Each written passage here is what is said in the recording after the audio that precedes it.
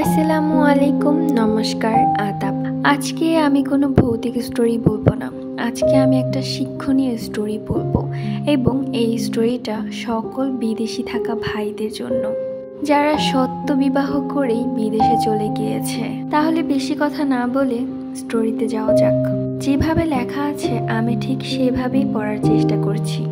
বিদেশ থাকাকালীন এলাকার অনেক লোক আমাকে বলতো আমার বউয়ের চরিত্র ভালো না। আমি তখন বিশ্বাস করতাম না, কারণ প্রায় 5 বছর প্রেম করে আমরা পালিয়ে বিয়ে করি। সংসারের উন্নতির জন্য আমি বিদেশ আসি। এখানে আসছি 3 বছর হয়েছে। ভাবছি দেশে যাব, কিন্তু বউকে না বলে সবার সন্দেহটা কি সত্যি না মিথ্যা একটু যাচাই করতে হবে এবার। বউয়ের জন্য অনেক গহনা বানিয়েছি, সাথে কিছু টাকাও ক্যাশ করেছি। আগামীকাল বাড়ি যাব।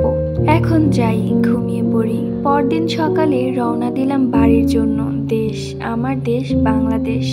এতদিন ছিলাম কাতারে, আর আমার নাম নবাব, আমার বউয়ের নাম নীলা।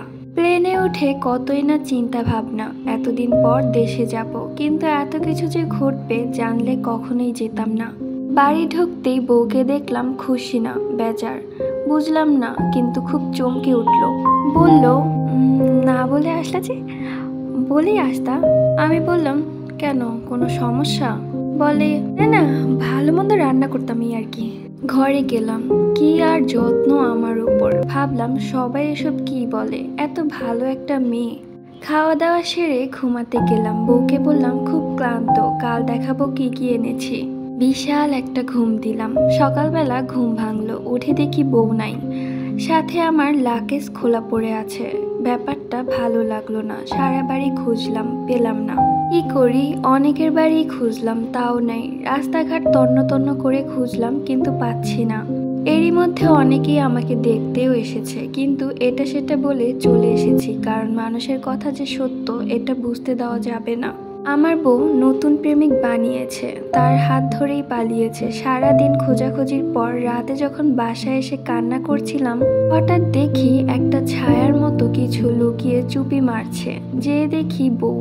আমায় দেখে কান্না শুরু করলো, আর এটা সেটা কাহিনী বলতে লাগলো। বলল, নবাব জানু বাসা চোর এসেছিল আর সবকিছু চুরি করে নিয়ে গেছে, আর আমাকে স্প্রে মেরে অজ্ঞান করে রাস্তায় ফেলে দিয়েছিল। আমার যখন জ্ঞান ফিরে তখন আমি দেখি আমি রাস্তায় পড়ে আছি। তারপর আমি বাসায় চলে আসি। আমি বোকা হলেও অতটা বোকা না যে সব বিশ্বাস করব।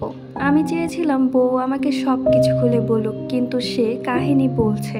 অনেক রাতে পুলিশ আসে, আর যে ছেলেটার সাথে পালিয়েছিল তাকে ধরে পুলিশ, কারণ ছেলেটা গহনাগুলো নিয়ে বিক্রি করতে যায়। যে দেখে সেগুলো এমইডি স্বর্ণ, পরে সব খুলে বলে আমায়। যে ছেলেটা আমার বাসায় এসেছিল চুরি করতে এবং আমার বউকে সাথে নিয়ে ধোকা দিতে, সাথে আমার স্বর্ণ গহনা টাকা পয়সা নিয়ে আমার বউ সেই ছেলের সাথে পালিয়ে যাবে এমনটা কথা হয়েছিল, কিন্তু সেই ছেলেটা আসলে টাকা এবং স্বর্ণ নিয়েই পালিয়ে যায়। আমার বউকে আর তার সঙ্গে নেয় না। পুলিশ আমাকে বলল থানায় যেতে হবে জাল টাকা আর গহনার জন্য। আমি বললাম ভাই, ঘরে সব আছে।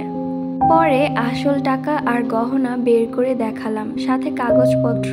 পুলিশ চলে গেল। বউ ভয়ে মাপ চাইতে থাকলো। বললাম, আমি বিদেশ থাকতেই তোমার সব কথাই জানতাম, তাই সব আসল আর নকল দুটাই এনেছি, পরীক্ষা করার জন্য যে আমার ভালোবাসা কতটা সত্য। আসলে আমার কপালটা খুবই খারাপ। তোমার জন্য পরিবার ছাড়লাম, আর তুমিও আমাকে ধোকা দিলে। বউ মাপ চাইলো ঠিকই, আমি উপরে মাপ করলেও মন থেকে করিনি। পরের দিন সব টাকা আর গহনা দিয়ে চলে গেলাম বিদেশে। থাক তুই তোর টাকা আর গহনা নিয়ে। বন্ধুরা, যে সম্পর্কে বিশ্বাস নেই সেই সম্পর্ক টিকিয়ে রাখা যায় না। আমি আমার বউকে সুযোগ দিয়েছি, পুলিশকে বলিনি। আপনাদের সুযোগ নাও আসতে পারে। বিয়ে করে বউ একা ফেলে যাবেন না। ভুল কিছুটা আমারও ছিল। পরিবারের সাথে থাকলে হয়তো এমনটা হতো না। সব সময় একসাথে পরিবার নিয়ে থাকার চেষ্টা করুন। ধন্যবাদ।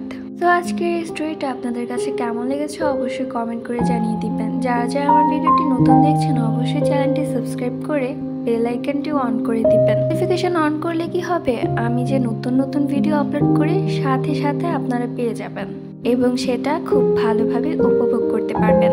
তো সবাই ভালো থাকবেন। আল্লাহ হাফিজ।